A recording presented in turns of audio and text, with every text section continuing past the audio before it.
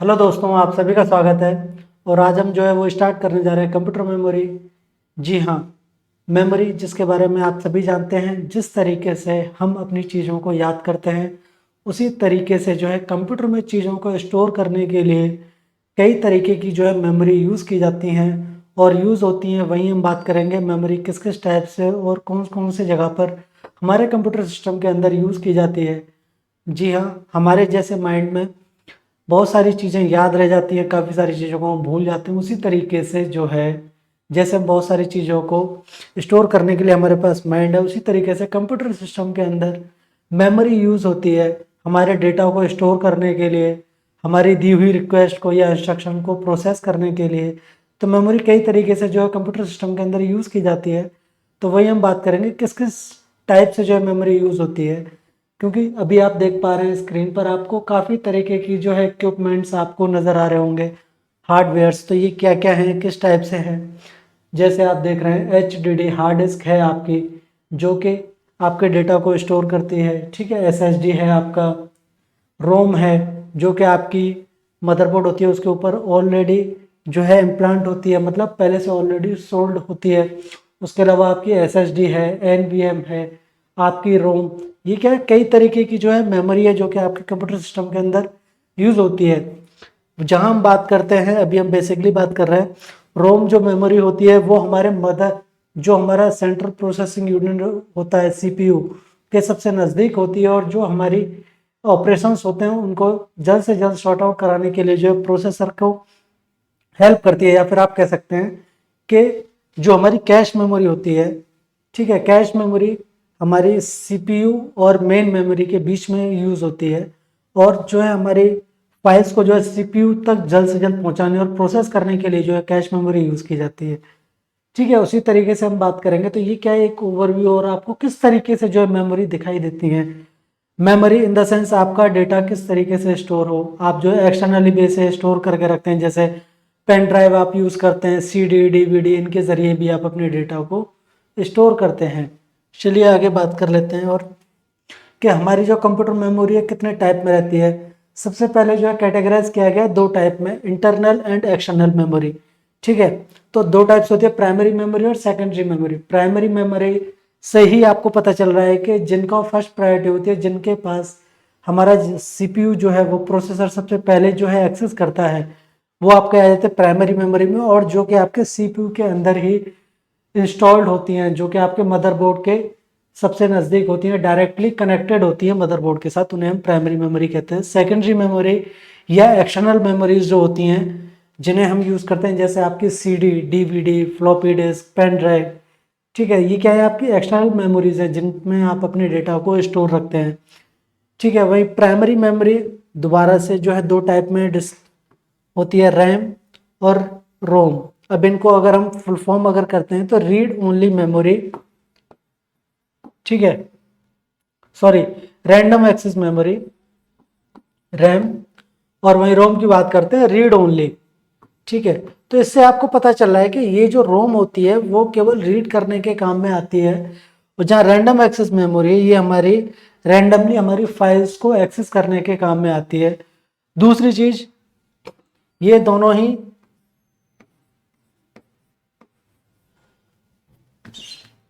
ठीक है, ये जो है हमारी टेम्परेरी मेमोरी में आ जाती है। ठीक है, और ये सेकेंडरी मेमोरी जो होती है वो आपकी रहती है परमानेंट मेमोरी में। वो कैसे, टेम्परेरी मेमोरी, जब तक हमारा सेशन या फिर हमारा जो CPU है वो हमारा स्टार्ट होता है, जब तक हमारा कंप्यूटर, लैपटॉप या मोबाइल, ठीक है, जब तक ऑन रहते हैं तब तक ही ये मेमोरी हमारा स्टोर रहता है। जैसे हमारा सिस्टम शटडाउन हो जाता है या पावर ऑफ हो जाती है, उसके बाद हमारी रैम के अंदर, रोम के अंदर कोई भी डेटा नहीं रहता है। ठीक है, रैंडम एक्सेस मेमोरी, सिस्टम बंद होते हैं इनका जो डेटा है वो कंप्लीट इरेज हो जाता है। लेकिन परमानेंट मेमोरी मतलब जो भी आप डेटा स्टोर करते हैं वो आपका जब तक आप चाहते हैं तब तक आप इसको अपने पास रख सकते हैं। ठीक है, वहीं आ जाते हैं रैम में।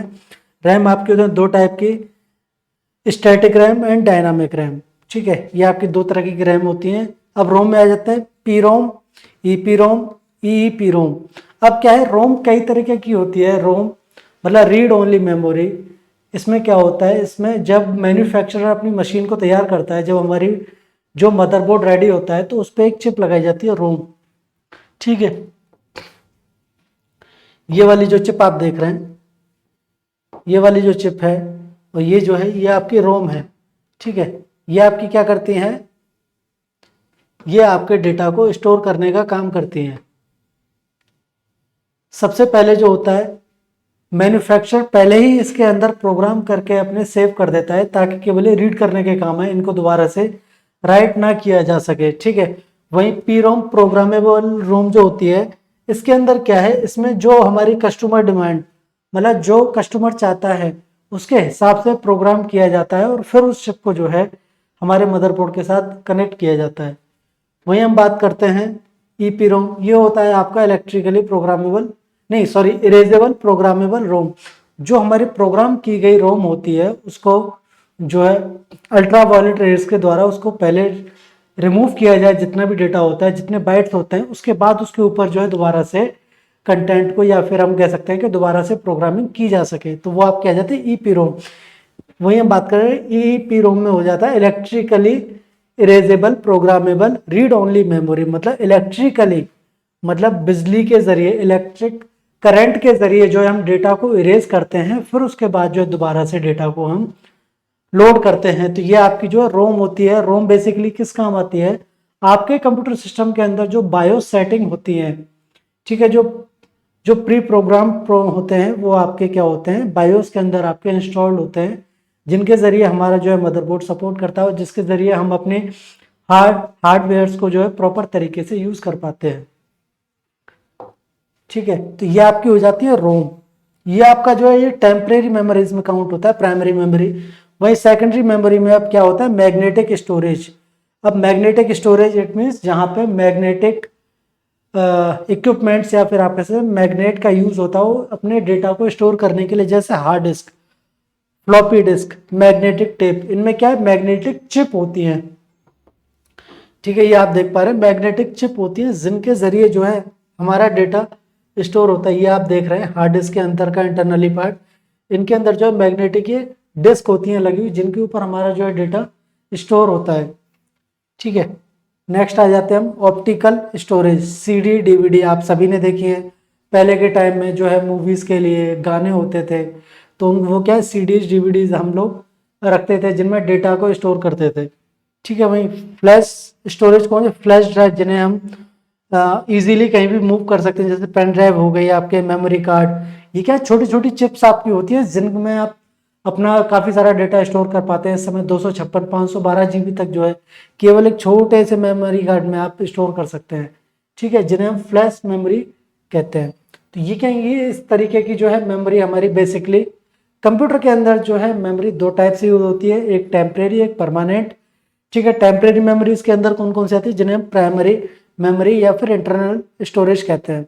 ठीक है, प्राइमरी मेमोरी के अंदर आते हैं RAM, random access memory, ROM, read only memory. Read only memory जो कि केवल हमारे कंटेंट को रीड करने के लिए, और ये मैन्युफैक्चरर के द्वारा पहले से ही प्रोग्राम करके हमारे मदरबोर्ड के साथ इंस्टॉल की जाती है। वहीं हम बात करते हैं रैम की। रैम आप सभी जानते हैं कि ये हमारे प्रोसेसिंग को फास्ट करने के लिए हमारे सिस्टम के अंदर यूज की जाती है रैम। ये रैंडम एक्सेस मेमोरी होती है जो कि जिसका साइज काफी बड़ा होता है, ये करीब 64 जीबी तक भी हम यूज कर सकते हैं या फिर उससे ऊपर भी। ठीक है, सेकेंडरी मेमोरी या फिर परमानेंट मेमोरी, जिनमें हम अपना डेटा को स्टोर करके रख सकते हैं लंबे टाइम तक। ठीक है, जिन्हें हम एक्सटर्नली यूज करते हैं अपने कंप्यूटर के साथ, जैसे हार्ड डिस्क हो गया, ये आपका मैग्नेटिक स्टोरेज होती है। Hard disk, floppy disk, magnetic tape, ये क्या है, मैग्नेटिक डिस्क होती है जिनके ऊपर हमारा डेटा सारा स्टोर होता है। Optical storage, CD DVD, flash में पेन ड्राइव, मेमोरी। नेक्स्ट आ जाते हैं अपने हायरार्की, किस तरीके से जो है हमारी मेमोरीज डेटा को स्टोर करती हैं। क्या ज़्यादा बड़ा साइज होगा तो हमारा ज़्यादा स्टोर होगा, नहीं ऐसा नहीं है। तो हम बात कर लेते हैं कि सबसे पहले जो हमारी होती है, सबसे पहले small size small capacity, power on में, जैसे processor register, very fast very expensive. अब प्रोसेसर रजिस्टर क्या कह रहे हैं, जो कि आपकी होती है कैश मेमोरी। कैश मेमोरी जो कि बहुत छोटे साइज की होती है, 16 KB, 56 KB, 128 KB इसमें। ठीक है, ये क्या होती है, प्रोसेसिंग के टाइम पे जो फ्रिक्वेंटली जो डेटा यूज हो रहा होता है केवल उनको ही स्टोर करती है और हमारे सीपीयू को जल्द से जल्द उनको प्रोवाइड कराने के काम में लेती है। और ये जो हमारी होती है कैश मेमोरी, ये हमारी रैम और सीपीयू के बीच में हमारा जो है यहाँ पे कैश हमारा यूज होता है, ठीक है, कैश मेमोरी इनके बीच में, ताकि जो है प्रोसेसर को जल्द से जल्द डेटा मिले प्रोसेस करने के लिए और आपको जो है जल्द से जल्द उसका आउटपुट मिल पाए, ठीक है। Processor cash very fast, very expensive, ये भी साइज में बहुत छोटी होती है, स्मॉल कैपेसिटी होती है, medium size, medium capacity RAM, ठीक है। रैंडम एक्सेस मेमोरी, ये आपके मदरबोर्ड के साथ ही कनेक्ट होती है और ये इसका साइज स्मॉल होता है, ठीक है, मीडियम साइज, मीडियम कैपेसिटी, ये करीब 64 GB या उससे ऊपर 128 GB तक आप सिस्टम के अंदर यूज कर सकते हैं। लेकिन 128 GB और 64 GB और उससे ऊपर जो है वो केवल एडिटिंग और बहुत बड़े जैसे आपको प्रोग्रामिंग करनी हो उसमें काम आती है। अदरवाइज 16 GB 8 GB ही काफ़ी सफिशिएंट रहती है हमारे पर नॉर्मल यूज़ के लिए। वही हम बात करते हैं फ्लैश मेमोरीज। फ्लैश मेमोरीज जो है साइज में स्मॉल होती हैं, लार्ज कैपेसिटी होती है। फ्लैश मेमोरीज जैसे मेमोरी कार्ड हो गया, आपका पेन ड्राइव हो गई, ये आपके क्या है साइज में बहुत छोटे हैं लेकिन डेटा बहुत सारा स्टोर करते हैं और ज़्यादा एक्सपेंसिव भी नहीं होते हैं। वही हार्ड ड्राइव और हार्ड ड्राइव हार्ड डिस्क जो होती हैं, आपने बड़ी बड़ी हार्ड डिस्क देखी हैं, उनमें जो है आप 2 TB 4 TB उनमें डेटा बहुत सारा आप स्टोर कर सकते हैं। लेकिन उनकी जो स्पीड होती है, जो ट्रांसफ़र रेट होती है एक से डिवाइस से दूसरे में या CPU तक जो ट्रांसफ़र रेट है वो काफ़ी स्लो हो जाती है, ठीक है। वही हम बात करते हैं, अब आ जाते हैं छोटे से फुल फॉर्म पर। रैम कि कौन कौन सी पूछ ली जाती है, एग्जाम में अक्सर पूछ ली जाती है फुल फॉर्म्स। रैम की होती है रैंडम एक्सेस मेमोरी, ठीक है, रैंडम एक्सेस मेमोरी। उसके बाद होती है डी रैम की होती है dynamic RAM, dynamic random access memory, ठीक है। एस रैम होती है आपकी स्टैटिक,